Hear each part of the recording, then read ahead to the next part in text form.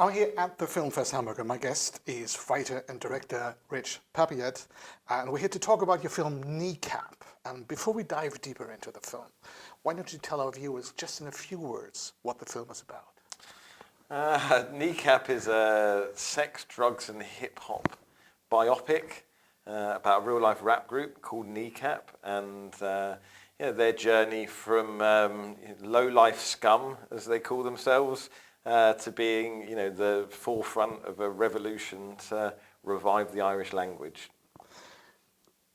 As you just mentioned, KNEECAP is about a real band, and you saw them back in 2019 in Belfast. Is that right? What was so fascinating about them, and what was the spark for this film?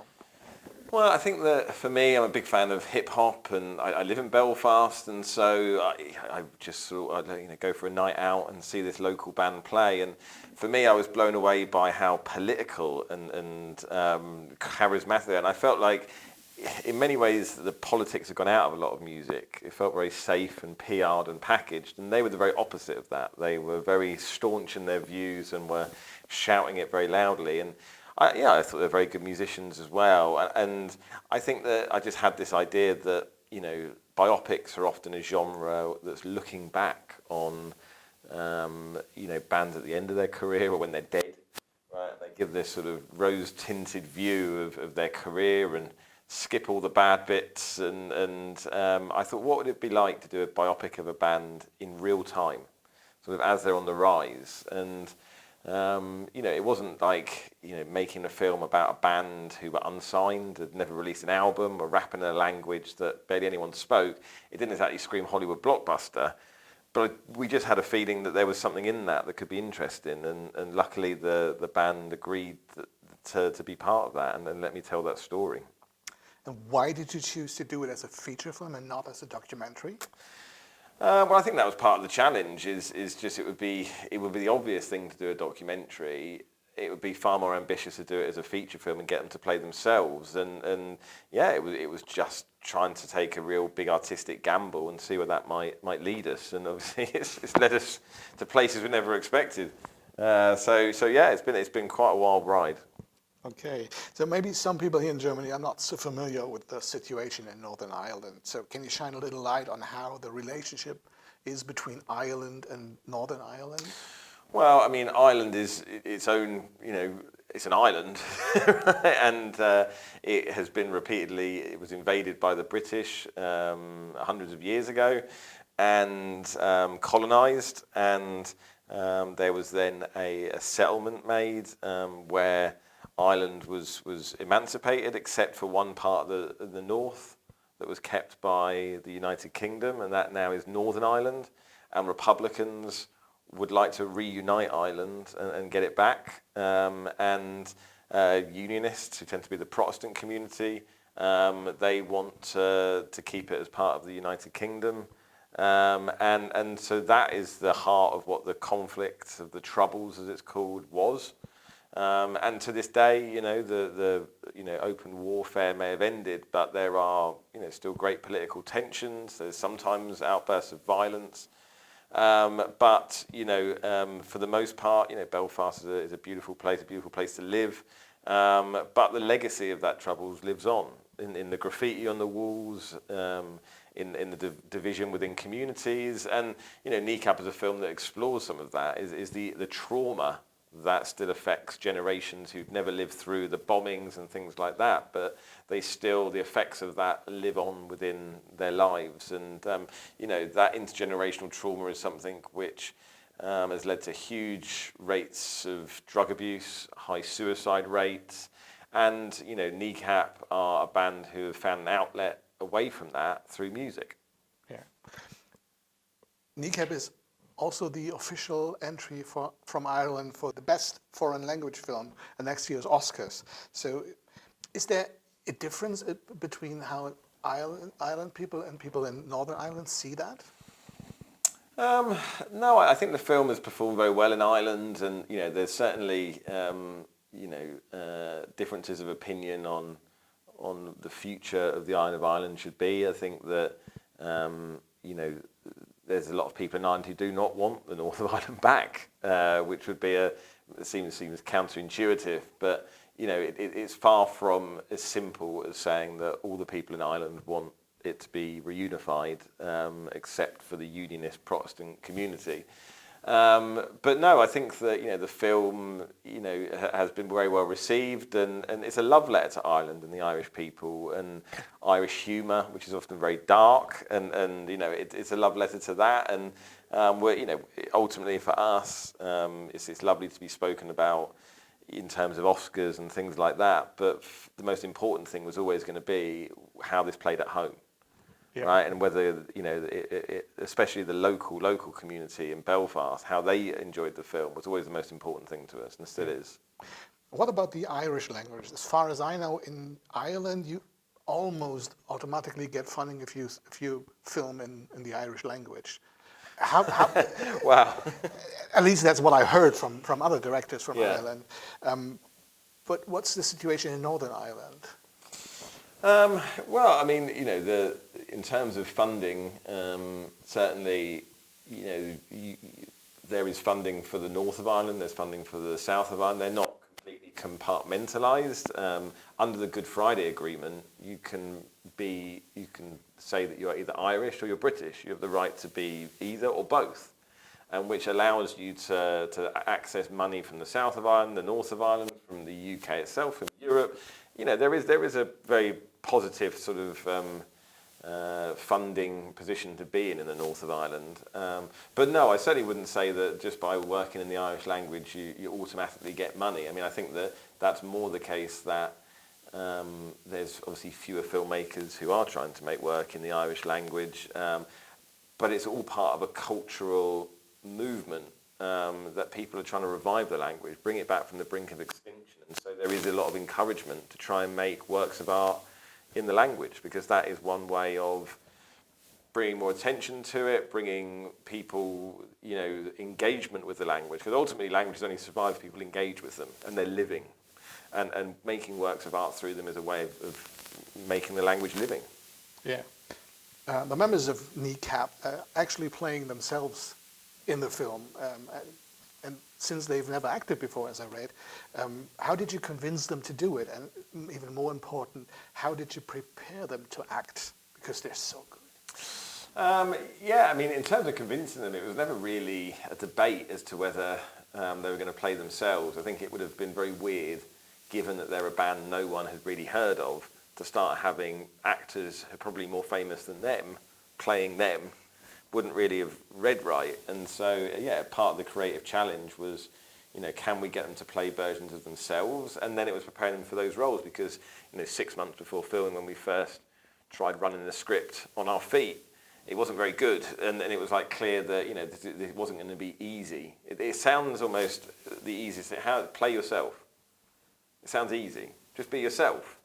But it's not. It's in fact, it may be even more difficult than playing a character.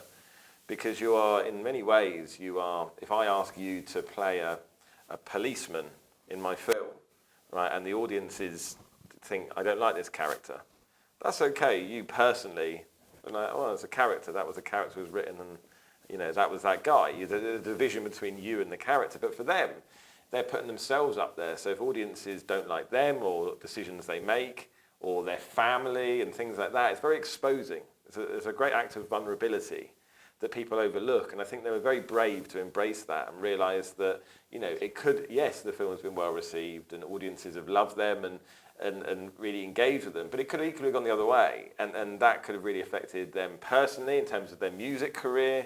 If the film had been terrible, they would have been, that band have got that terrible film, and it could have had a real bad impact upon them. Right? Absolutely. So that was all part, and I think they need a lot of credit for that. Yeah.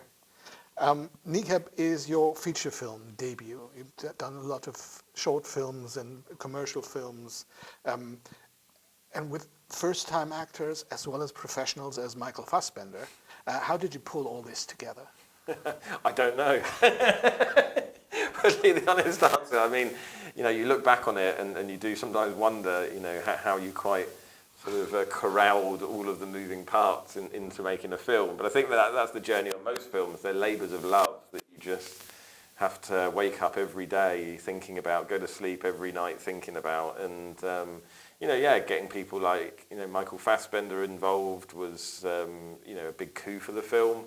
I think that's one of the reasons that audiences have engaged with it in the way they have, is it's a very unique film for that very reason. It has non-professional actors working alongside people like Michael Fassbender, one of the greatest character actors of his generation, and somehow it all comes together in a way that works. And I think that tightrope that people can see on screen of how easily everything can go wrong, but it somehow holds together.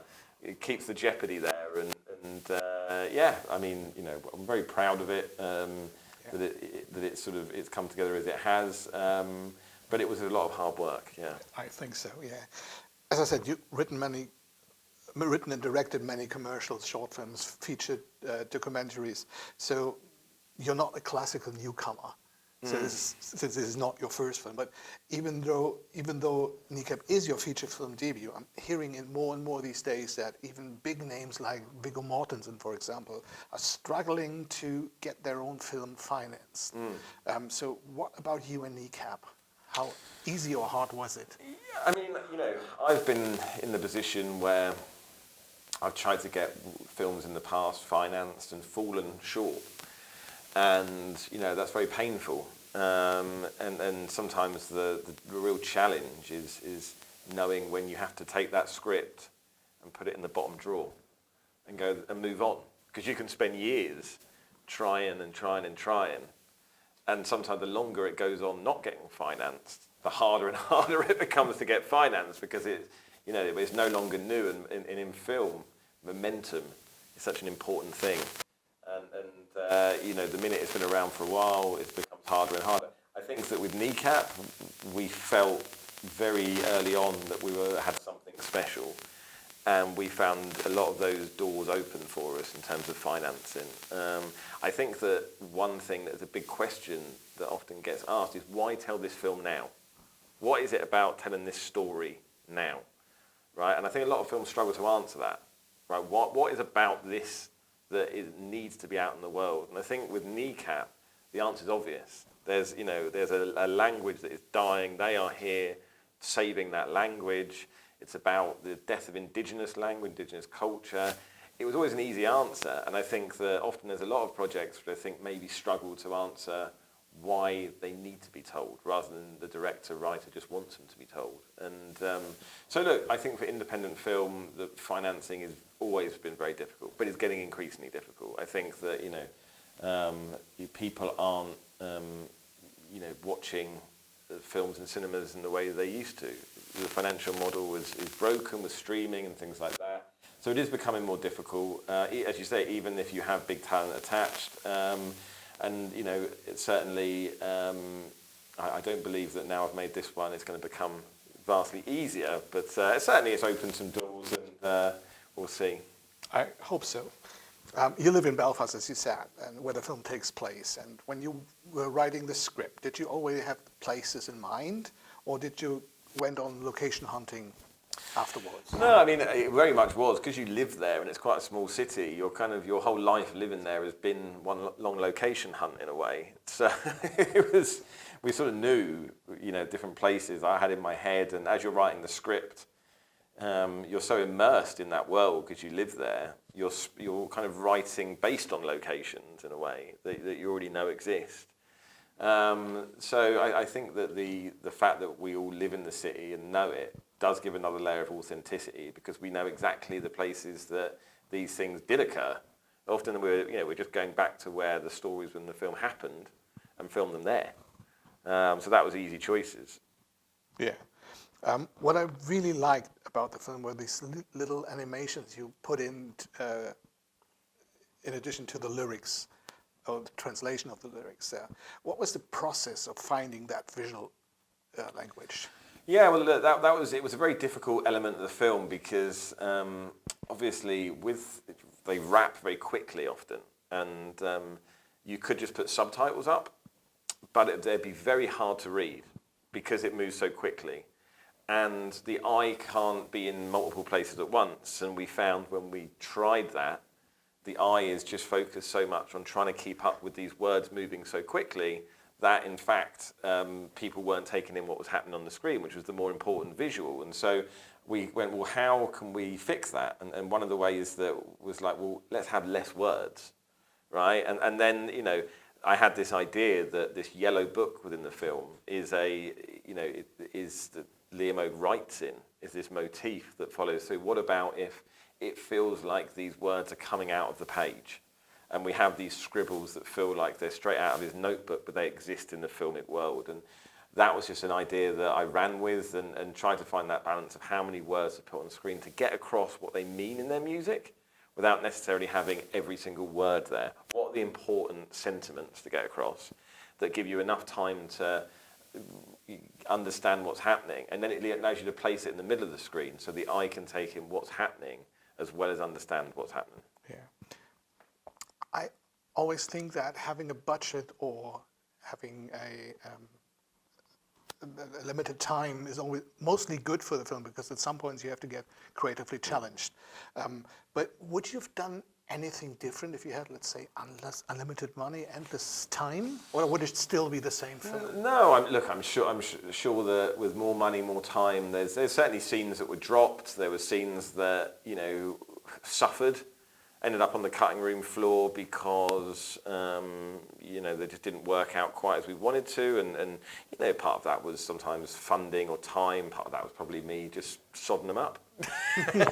So you know, but ultimately, you know, the film came into the edit at basically 3 hours.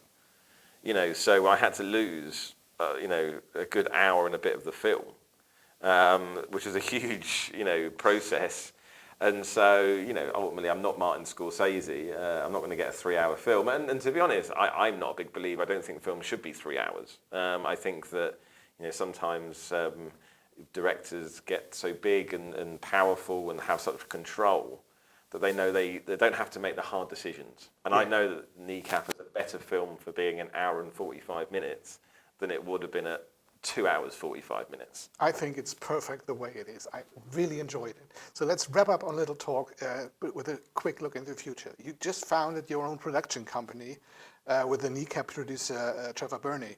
So what can we expect from the both of you in the future? Yeah, so I mean, look, we've got a couple of projects we're working on. One set in Ireland, another one set in the Caribbean. But, you know, the company was set up partly as a vehicle for projects of mine, but also it was set up to try and tell more indigenous stories to Ireland, and not just in the Irish language, in English as well. I think that Ireland is a place that's full of stories, and I think that there is a great opportunity in Ireland for more. It's having a renaissance.